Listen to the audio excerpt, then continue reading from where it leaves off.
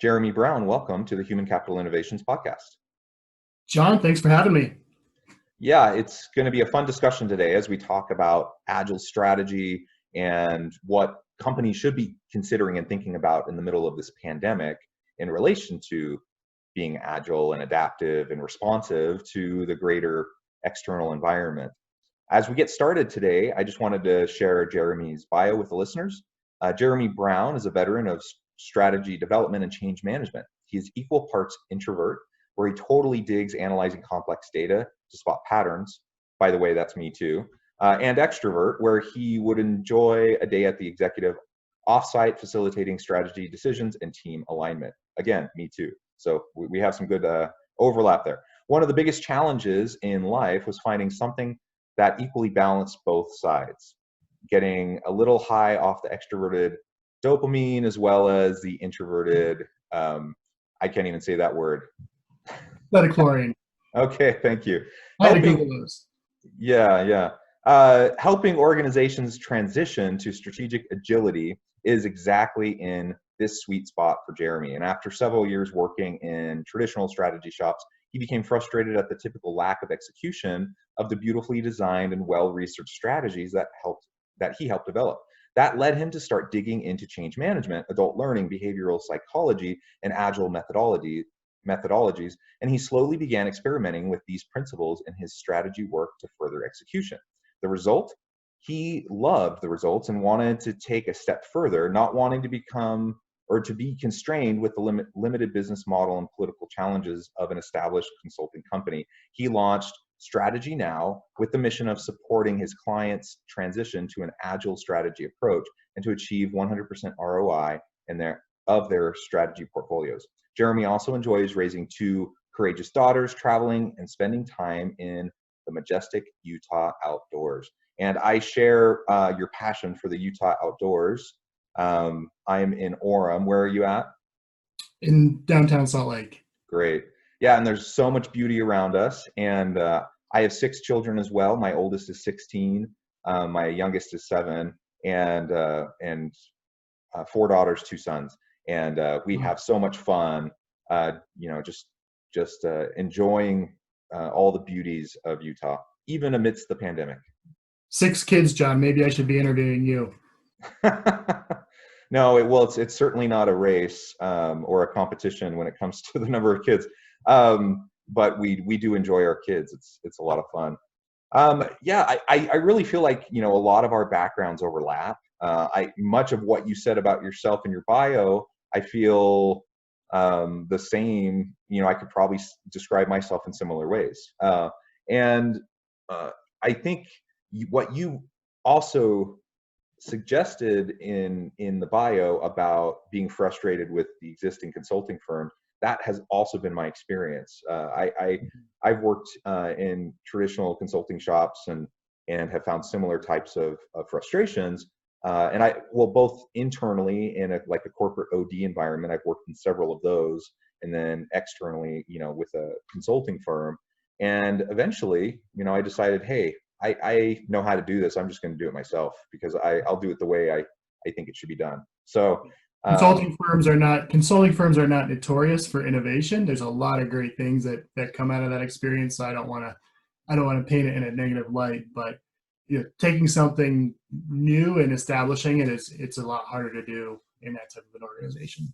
Yeah, absolutely. I mean, so you talk about agile, and I think entrepreneurial agility, it absolutely goes well with agile strategy and having creative and innovative ideas and wanting to run with them and see what sticks, so that's been a lot of fun. Well, as we get started in the discussion today, anything else that you would like to add by way of background or context for the listeners?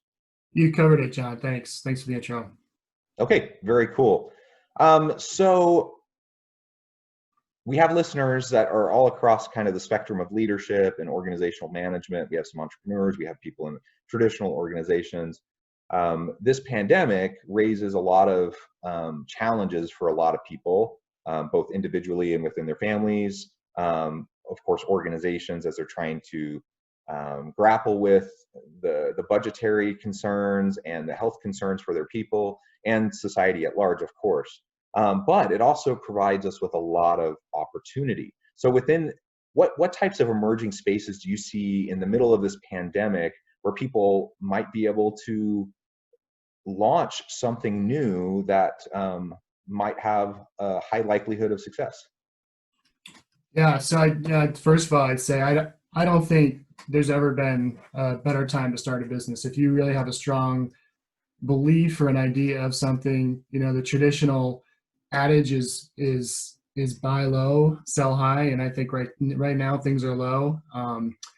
You know, so I'm obviously taking a pretty big bet here. I have a strong belief about something, and I'm taking a bet that will affect the future prosperity of myself and my family. So it requires a very strong conviction, as well as the grit to try to see it through, and being agile and being willing to test new ideas and realizing that it's never going to be perfect, but you can always get a little bit better.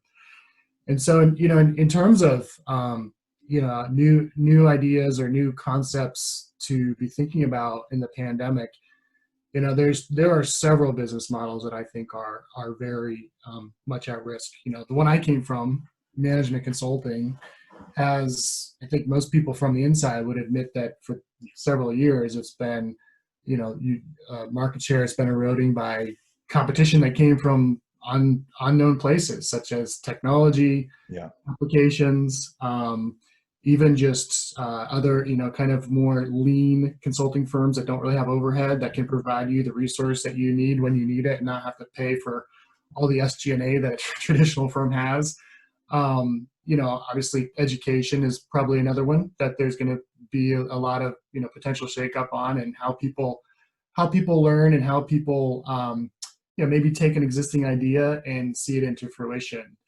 And so there's, and then there's obviously there are lots of obvious ways that I think this pandemic is going to play out, such as just how we shop, how we interact with one another, and everything from real estate to logistics. So that could be a very long conversation, but I definitely see now as the time for myself and lots of other people who are very, very passionate. There used to be, for ideas like this, my idea, there used to be a lot of barriers to entry to really get it out there. And the biggest barrier to entry was we just don't really have time to think about strategy right now, because we just have so much work.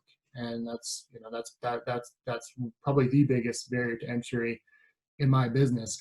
Now that we're in the middle of a pandemic and we hopefully see some glimmers of light, the barriers to entry are very low, and people are interested in this topic.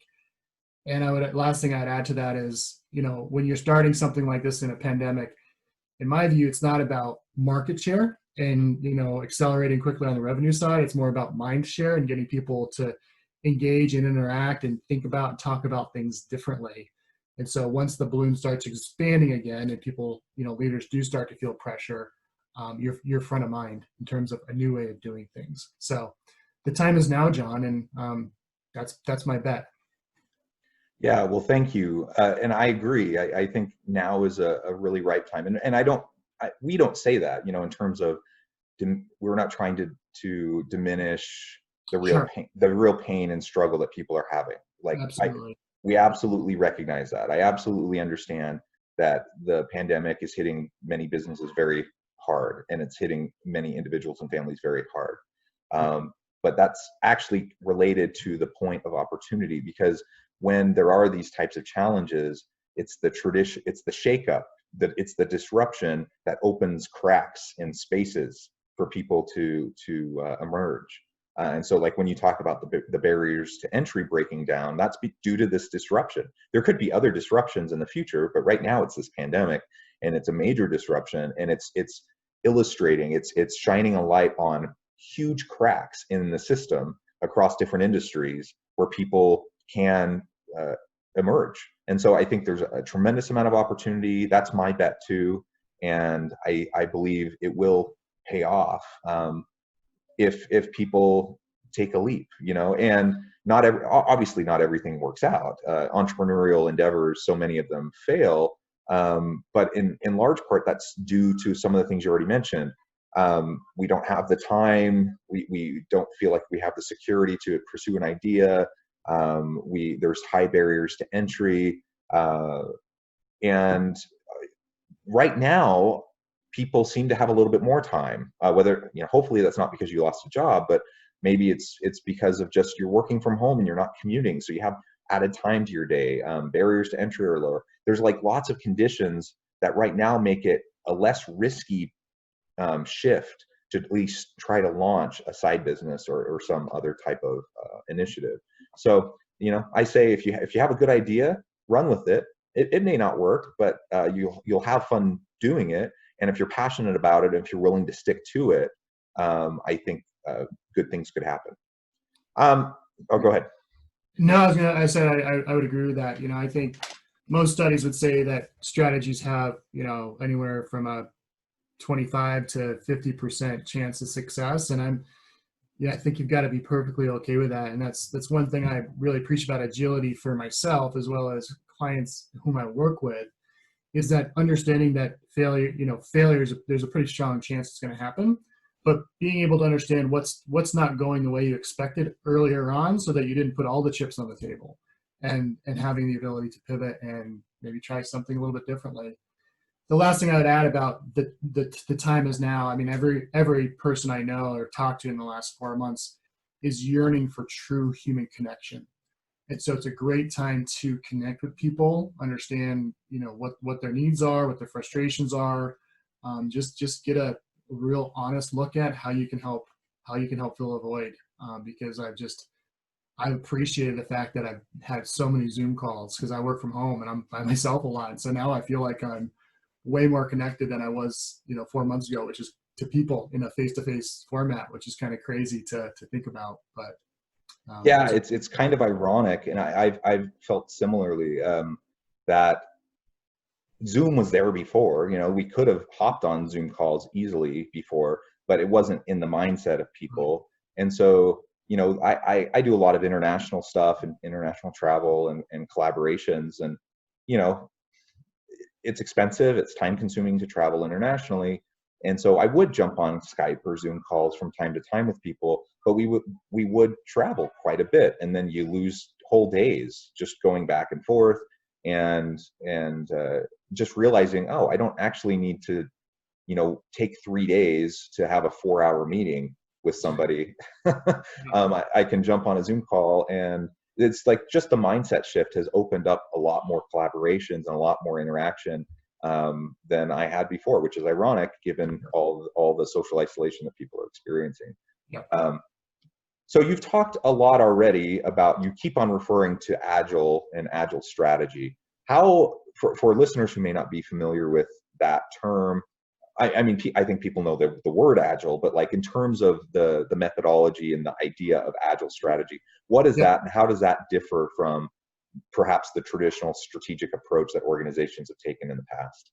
Yeah, that's a great question, and I want to answer that. First, I would say, just the term Agile, there's a lot of use of, and it can be a very, it can have very broad interpretation. And so Agile is, as you know, John, is a very well established construct and discipline in the product development and, and service development space. It's very minimally applied right now in the real vein of discipline of strategy. So looking at the context and understanding the moving parts, and understanding that there's things and then there's things that that you don't know, and then there's things that you don't know that you don't know. And so Agile strategy to address those very big context challenges is something that's very, very much a field to be developed, and I want to be a pioneer in that space. Even Steve Denning, who is one of the four leaders in business agility, has recognized that need. So I'm excited to see that I'm not just the only person who feels that way, but somebody like Steve is out there talking about there's opportunity for people to step up.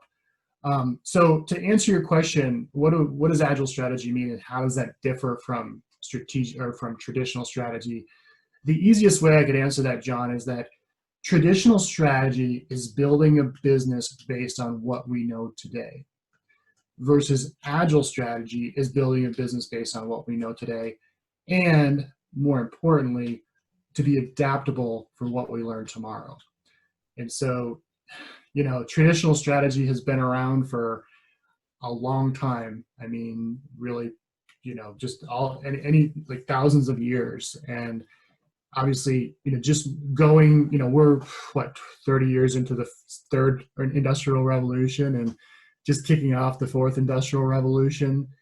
And so it's interesting to me, John, that, and I'm going to go down a really quick rabbit hole. I promise you can pull me out if this is too much of a tangent, but it's important for me to understand this concept of agile strategy from an anthropological standpoint. If you think about how humans first, Homo sapiens, we've been on the scene for about 200,000 years now, and roughly, the last 100,000 years, our brains, grew and expanded and had this newfound cognitive ability, largely theorized because we started cooking meat, and so our brains grew, and we were able to do things and work as a civilization in ways that we weren't able to do before. And so, from the time where we really started developing our brains the way that they're developed today, up until the first industrial revolution, where we really sort of went into more of a mechanized way of organizing ourselves, my belief is natural selection favored those of us who worked well together collectively.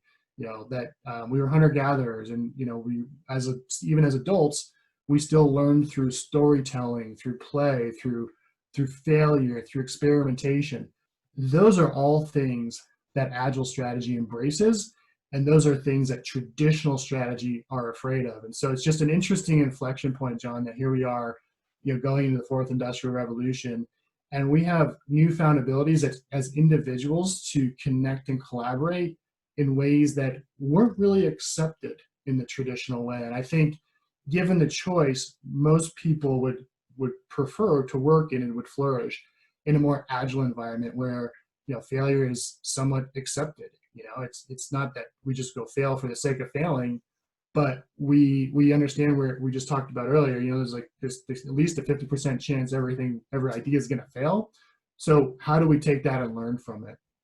And so it's a much more iterative and adaptable approach, as compared to the traditional 5-year strategic plan, where there's a separation of classes. There's the upper sort of knowledge people, and then the doers. Well, guess what, John? We're all knowledge workers now, and so I think that's why Agile has been so successful in the product space, and that's why I'm betting that it will take hold more so in the strategy space.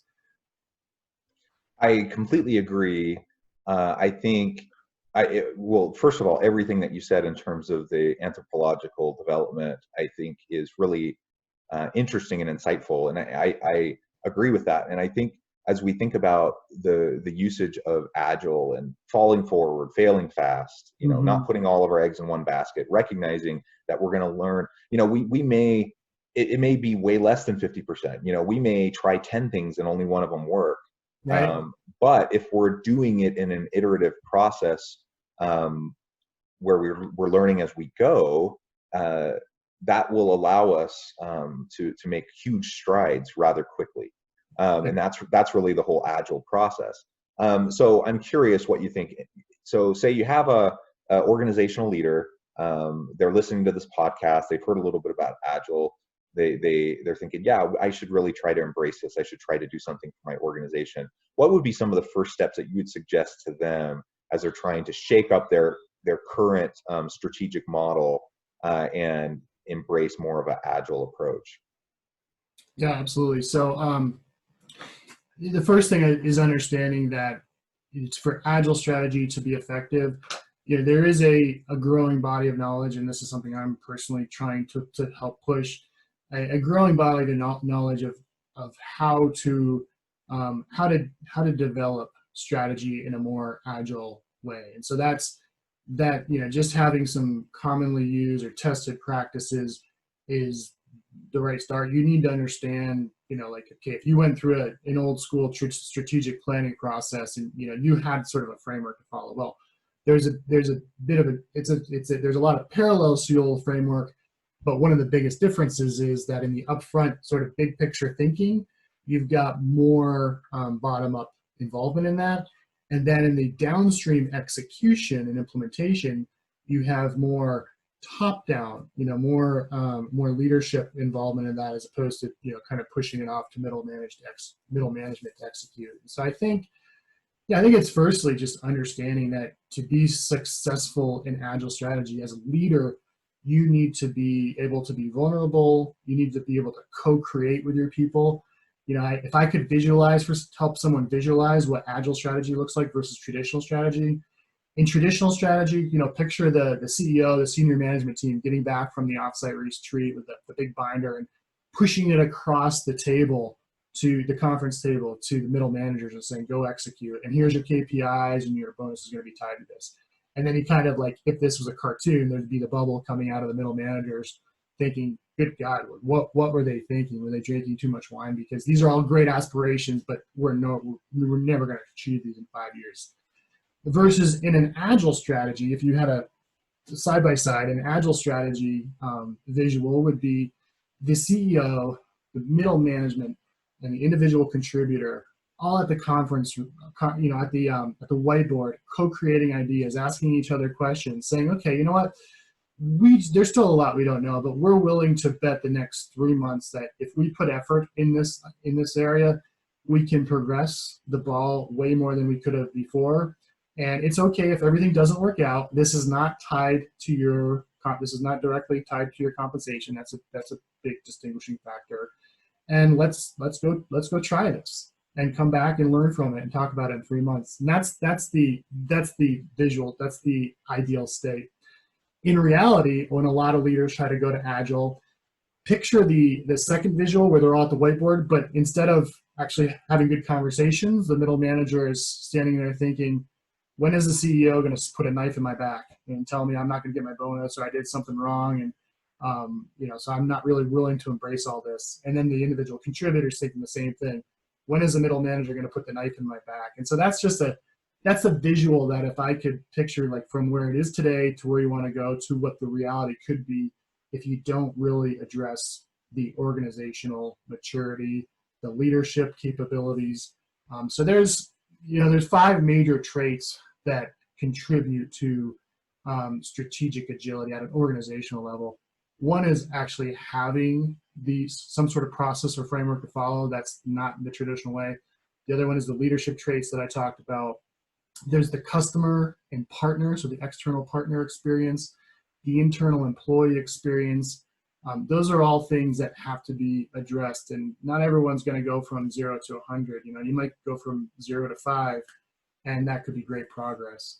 The last thing, I kind of offer that that potential leader who's thinking about going to an agile strategy practices is don't do a big, if you do thinking about doing a big company rollout or setting up a PMO or something like that, that's totally contradicts Agile. Really, Agile is all about starting small, generating some wins, and then reinvesting either the profits or the time saved into the next initiative. And it's kind of a snowball effect. It's not a big, arduous strategic planning event like you may be used to. In fact, maybe you still do that, but in the background, you're starting to tackle some initiatives and strategies in a more agile fashion to try to build up that momentum. So that'd be some of the most important things I think for anyone to realize about transitioning from traditional to agile strategy. Very much as much or more of an organizational and a cultural shift as it is a shift in how you develop and implement strategy. Excellent tips. So we are about out of time. Before we part ways, I do want to give you a chance to really quickly provide for the listeners some information on how they can get connected with you, how they can find out more about your consulting business. Yeah, the easiest way, John, my website is www.strategynow.llc. So there's no .com at the end, it's just .llc. My email is info@strategynow.llc. And then if you go to the website, there's all the rest of my contact information. And, I'd be excited to continue this conversation with anyone who'd be interested. Excellent. Thank you so much, Jeremy. It's really been a pleasure talking with you today. I really encourage my listeners to reach out, get connected, utilize Jeremy and his expertise in Agile strategy. And I agree. I think this is the wave of the future in organizations. It's about a mindset shift. It's about a culture shift. And there's a lot of good to be had through approaching things with an Agile mindset and approach. With that, I want to wish everyone a wonderful rest of their day. I hope everyone stays healthy and safe. Thank you again, Jeremy, and I hope everyone has a great week. John, thanks for having me. It's a pleasure.